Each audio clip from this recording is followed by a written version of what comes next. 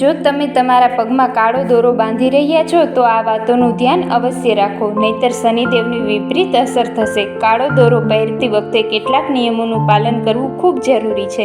મિત્રો, આજના આ વિડીયોમાં જ્યોતિષશાસ્ત્ર અનુસાર અમે તમને જણાવીશું કે કાળો દોરો કયા મંત્ર બોલીને પહેરવાથી ફાયદો થાય છે.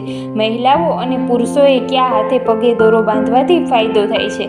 તમે ઘણા લોકોને પગે હાથે દોરો બાંધતા જોયા હશે, પરંતુ કેટલાક લોકો આ વાતને ફેશન તરીકે જુએ છે, જ્યારે કેટલાક લોકો તેને ધાર્મિક વલણ તરીકે જુએ છે. પરંતુ શું તમે જાણો છો કે તેને શા માટે પહેરવામાં આવે છે? મોટાભાગના લોકો કહે છે કે તેમના માતા પિતાએ બાળપણમાં બાંધ્યા હતા, જેના કારણે તે સતત પહેરીને ફરતા રહે છે.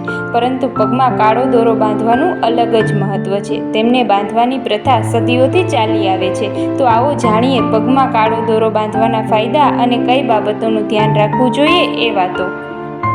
વૈદિક જ્યોતિષ અનુસાર દોરાના કાળા રંગનો સંબંધ શનિ ગ્રહ સાથે છે. એટલા માટે પગ પર કાળો દોરો બાંધવાથી શનિદેવ હંમેશા રક્ષણ કરે છે અને તમારા જીવનના માર્ગદર્શક પણ બને છે. તેની સાથે સુખ સમૃદ્ધિ અને ધન ધાન્યમાં વધારો થાય છે. મોટા ભાગે રાહુ અને કેતુ અશુભ પરિણામ આપે છે. આ પરિસ્થિતિમાં ડાબા પગ પર કાળો દોરો પહેરવાથી બંને ગ્રહોની અશુભ અસર ઓછી થઈ શકે છે.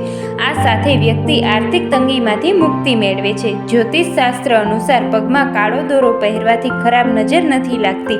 તેની સાથે નકારાત્મક ઉર્જા પણ દૂર રહે છે, જેના કારણે સ્વાસ્થ્ય અને પ્રગતિ પર કોઈ ખરાબ અસર પડતી નથી.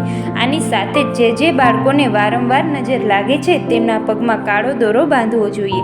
શાસ્ત્રો અનુસાર મંગળવારે ડાબા પગમાં કાળો દોરો બાંધવાથી આર્થિક સમસ્યાઓમાંથી છુટકારો મળી શકે છે. આની સાથે ધનધાન્ય અને સૌભાગ્ય લાવે છે. તેની સાથે જ શનિદેવની વિશેષ કૃપા પ્રાપ્ત થાય છે. કાળો દોરો બાંધતી વખતે આ બાબતોનું ધ્યાન અવશ્ય રાખો.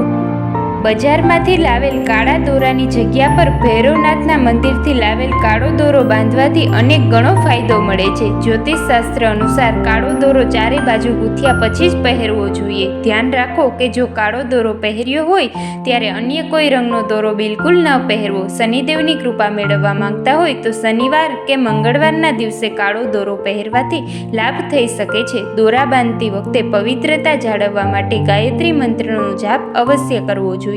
પુરુષોએ જમણા પગમાં કાળો દોરો બાંધવો જોઈએ, જ્યારે સ્ત્રીઓએ ડાબા પગમાં કાળો દોરો બાંધવો જોઈએ. મિત્રો, જાણકારી પસંદ આવી હોય અને શનિદેવની કૃપા મેળવવા માંગતા હોય તો કમેન્ટમાં શનિદેવ અવશ્ય લખવું. અને મિત્રો, આવા જ અવનવા અને ધાર્મિક વિડીયો જોવા માટે અમારી ચેનલને સબસ્ક્રાઈબ જરૂરથી કરી લેવી. ધન્યવાદ.